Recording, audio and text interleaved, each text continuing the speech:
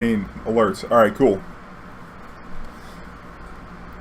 What's up, YouTube? It's your boy, Jody motherfucking Keith, back with another story time. And this story time is brought to you by a treasure chest that I opened on Magic Online.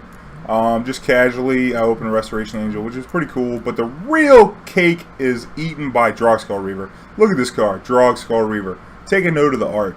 I want to tell you something really cool. The art in Magic is pretty fucking sweet.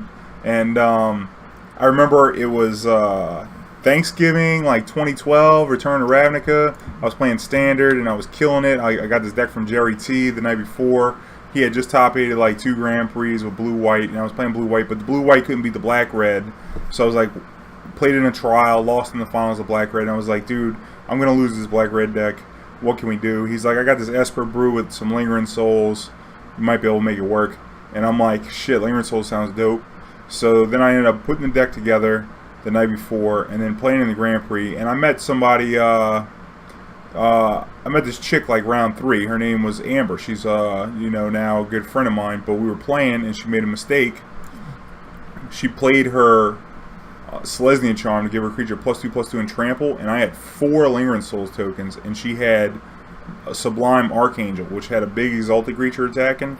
But she gave a trample before attacking, so I blocked with all 4 of my tokens, and then I top decked, and in my deck I just drew a Terminus, revealed it, put all her creatures on the bottom, and I ended up winning. I explained to her after, you know, we were both undefeated, and it was like one of her first Grand Prix, and I was like, you know, try and be cool, you know, because I try and teach people, because I'm going to be playing against better players, because the only way to get good at Magic is to play against better players, right? And plus, she was pretty fucking cool, and now, you know, we end up being really good friends after a long period of time, so that's going pretty good. But you got this you got, you know, I explained to her after, and then after, I told her she needed to play her instance in combat, you know, which is a simple thing in Magic, but there's so many things to Magic that, you know, you're bound to miss something. You know, I miss something all the time, the pros miss stuff too, but you miss less and less as you learn.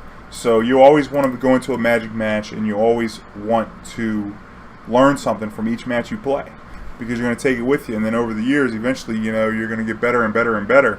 So anyway, that's the moral of the story. But the cool part about the story is later on in that tournament, it was day 2. I was in this heated battle, and I was playing this guy, and he was playing some token deck, and so like I'm trying to draw a Terminus, and like Terminus is a miracle card, and the thing about miracle cards is that whenever you draw them, you're supposed to reveal them and then cast them. But I don't want this guy knowing I have Terminus in my deck, right? Because maybe, not that you can play around Terminus, but like, he might know that I play more than just Supreme Verdict as Wrath options. So whenever you draw the card, you try and be slick about it. You draw it, so you put it on the table, and then you draw it. When you go to draw it, you can't put it in your hand, because if it touches the rest of the cards in your hand, then it's not a miracle anymore. So, you know, you got your hand up here, you go to draw this card, you want to peek it before you draw it, you know? So you'd be looking real hard because you want to just look at it while you're drawing it. So it doesn't look like you're looking at it. So you're staring real fucking hard at this card. You're like mugging the piss out of this card. So you're like, you know, like that. And so I was staring real hard, and we were just like in this heated game, and I wasn't thinking about anything. And my whole deck, like not my whole deck was full out, but I had a foil Drogskol Reaver in my deck. And I went and drew it, and I just like looked real hard like it was a Terminus, and I looked at it, and look at this fucking art, and I was like, holy shit, scared the fuck out of me.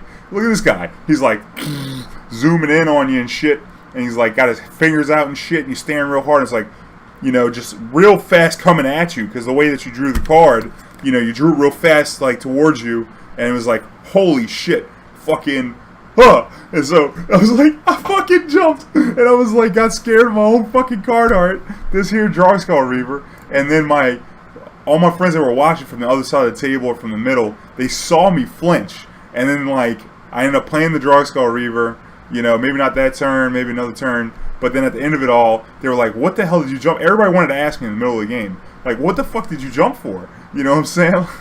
And I just, to be honest with you, I was like, dude, I got scared, dude. I drew a fucking Drogskol Reaver. I just got fucking scared, bro. And Mulder was like, what? You got scared? That's fucking hilarious. But yeah, man, you have fun in the Magic tournaments. You meet some people. You learn some shit. You know, make sure you take more out of it than just your record, you know, because then you'll enjoy Magic way more.